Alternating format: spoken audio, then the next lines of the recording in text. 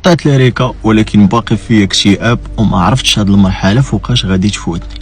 انا غادي نقول لك كاين جوج انواع ديال الاكتئاب اللي يقدروا يجيوك مور انت ما تقطع ليريكا، حيت البلوبار ديال الناس كيسحب لهم راك اون فوا غادي تقطع راه تم سيمانه زوج ماكسيموم غادي تولي مزيان مريقل فرحان.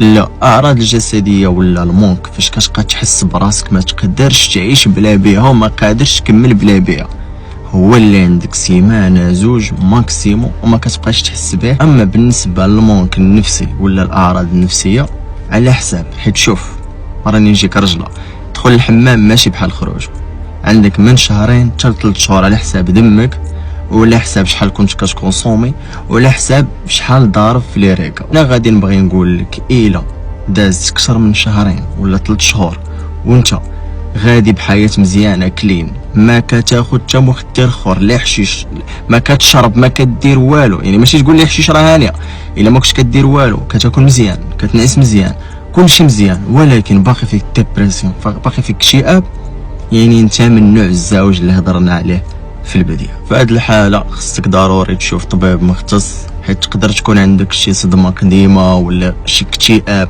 قديم قبل حتى ما تبدا ليريكا ولا بسبابه بديت ليريكا. مهم الا كان فيك اكتئاب من المراحل الاولى، يعني اكتئاب طفيف، يعني راك بحال اي انسان طبيعي، غير هي تبليت بليريكا وقطعتها وداز الوقت شويه وليت انسان نورمال، انت مزيان.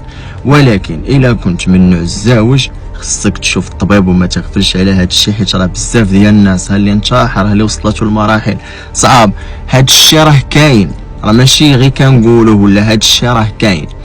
الا فات شوف ديها من عندي، الا فات لك شهرين ماشي حتى 3 شهور، 3 شهور على حساب، المهم نديرو ماكسيموم 3 شهور وباقي فيك ديبرسيون، مش كنهضرش على داك الديبرسيون تاع امساد انا قلق كذا، لا، اكتئاب، باقي فيك اكتئاب وفت 3 موا، شوف الطبيب.